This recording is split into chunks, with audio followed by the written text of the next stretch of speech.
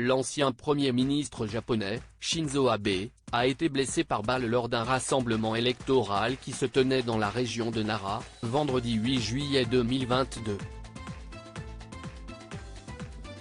Pour la presse, le secrétaire général du gouvernement Hirokazu Matsuno a indiqué « On a tiré sur l'ancien Premier ministre vers 11h30, 2h30 GMT, à Nara. Un homme suspecté d'être le tireur a été interpellé. L'état de santé de M. Abe est actuellement inconnu. » Citant des sources policières, la chaîne nationale NHK a déclaré qu'un individu d'une quarantaine d'années avait été arrêté pour tentative de meurtre.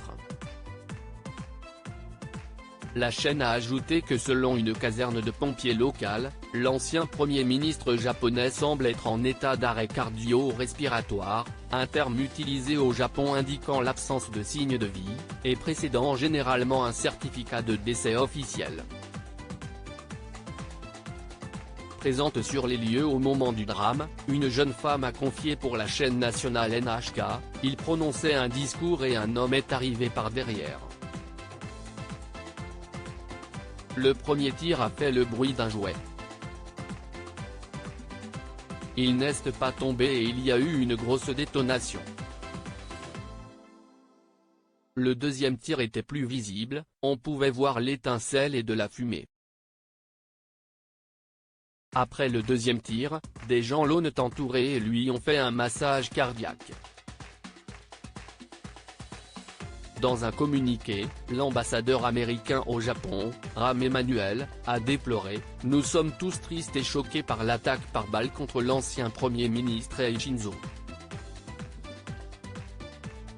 Abe San a été un dirigeant exceptionnel du Japon et un allié indéfectible des États-Unis. Le gouvernement et le peuple américain prient pour le bien-être d'Abe San, de sa famille et du peuple japonais. Ce que l'on sait sur le tireur dans la matinale de BFM TV, Yann Rousseau, correspondant Les Échos, au Japon, a révélé que le tireur, âgé de 42 ans, était Tetsuyo Yamagami.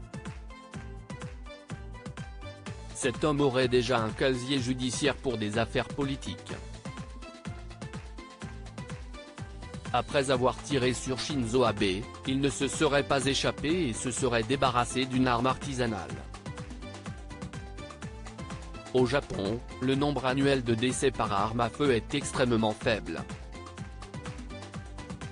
En effet, l'obtention d'un permis de port d'arme est un processus compliqué.